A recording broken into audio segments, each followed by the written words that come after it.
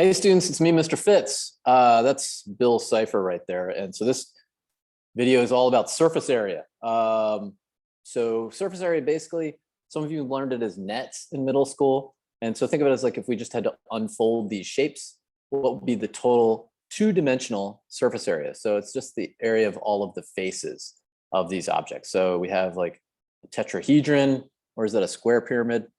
I guess that's a square pyramid up top.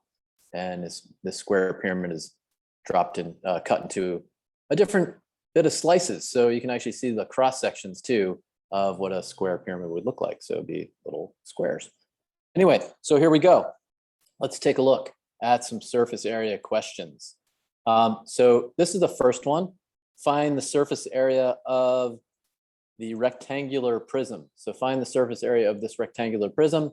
So I'm going to start off with this square. Actually, it's not a square face. I should restate that. It looks kind of like a square, but it's actually a rectangle. And the dimensions of this rectangle are 6 by 7. So it has a length of 7 and a height of 6, or length and width.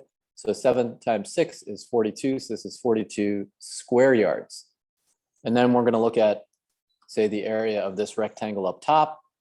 And that's going to be 2 times 7. So all these dimensions are the same along this rectangular prism. So these are all 2, these parallel edges. So 2 times 7 is 14. So that's 14 square yards along that face. And then we have this face down here, which is 2 times 6. So that would be 12 square yards. So what is the total surface area of this rectangular prism? So I just add up all of these sides. But don't forget, there are 3 sides that are not shown here. So there's like the bottom side here, which I could sketch in. Let's see if I can sketch that in real quick, what that would look like. Here we go. So it'd be kind of something like this. It would look something like, oh, not quite like that, but something like that. Right? If we go across, yeah. So that would be kind of like the bottom of that, and then we could like think about it like, oh, not quite there. So if we go straight up there, and that would be, you know, if we think about the faces that we can't see, we need to multiply this by 2. So the total surface area is 136 square yards. So let's take a look at the next one. Find the surface area of a square pyramid with a side length of 5 yards and a slant height of 7. So the slant height is this height that kind of goes, the slanty height that goes along the face of this triangle. So to find the surface area of this square pyramid, we have the square base. And then we have 1, 2, 3, 4 triangles. We have the 4 triangular faces. And remember, that's known as the vertex right there. So let's figure out this area of the square. Well, this is a 5 by 5 square. So the area is 5 times 5, which is 25 square yards.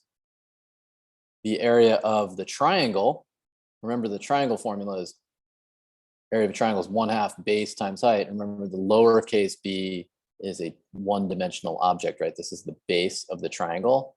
So the base is 5, the height is 7. So 1/2 5 times 7. Well, 7 times 5 is 35. Half of that is 17.5 square yards. So each of these triangles is 17.5 square yards. If I add up all of those things, 17.5, that's going to be 35. 30 plus another 35, that's 70. Plus 25, that's 95 square yards. So let's take a look at a trickier one here. These are the cylinders. So what is the surface area of a cylinder with height 6 miles and a radius of 7 miles? Round to the nearest 1,000 miles. That's insane. That's like it's got to be like, what, taller than Mount Everest? That would be, I don't know, interesting unit selection. That this is from Delta Math, so interesting unit selection, but all right, well, we'll go with it. So a radius of 7 miles and a height of 6 miles. So this is clearly not drawn to scale. So this is what this cylinder would look like. So the area of the circle is pi r squared, and we have two circles, right? We have both of these bases. So we could figure out the area of the circle is pi times 7 squared, which is 49 pi. And I'm just going to leave this in terms of pi for now, and then I'll show you how I'll enter that into my calculator in a little bit. So now we need the lateral surface area. So the lateral surface area is this area along the sides. And so what we're going to look at this in class. If I slice this open, what is the lateral surface area? It's actually a rectangle. And so the rectangle will be formed with one side of the rectangle would be the circumference of the circle. And then the other side of the rectangle would be the height of this cylinder. So the surface area is the circumference, which is 2 pi r. So the lateral surface area is 2 pi r. So the circumference of this circle times the height. So 2 pi times 7 times 6 is 84 pi.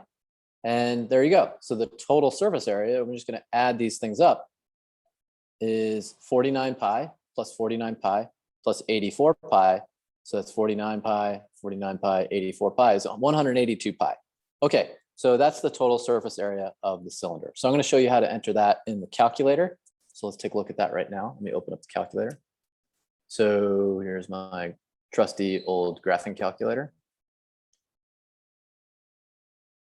So it was 49 pi. Oh, I don't know if you can see that. Hold on.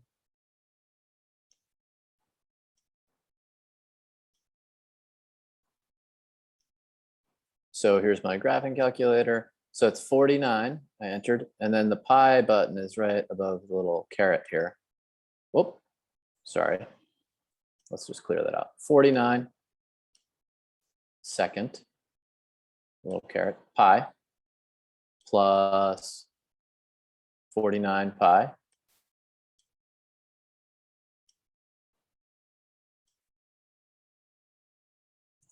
plus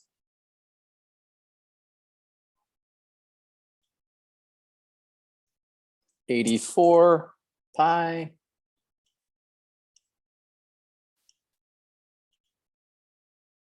and that gives us 571.769863. And I wanted to round that to the nearest thousandth. How many zeros are in 1,000? 3. So that's 3 decimal places.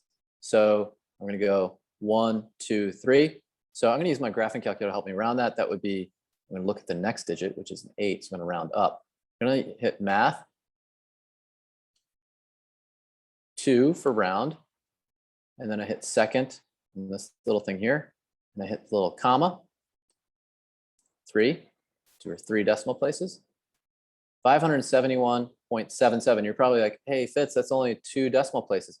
Well, that's because this last one is a 0. So it's really 571.770. And that would be the nearest thousandth. So there's that. I wanted to show you what that net looks like unfolded. So the cylinder unfolded. So I'm going to pause the video and show you that real quick. Okay, so this is a cylinder. It's not a 7-mile cylinder. I apologize. I just created a little cylinder, it's a little tube. So it doesn't have any bases. So you can just imagine it had bases on it. And I'm just going to slice this open, and so you can see what it looks like. So here we go. I'm just going to cut. You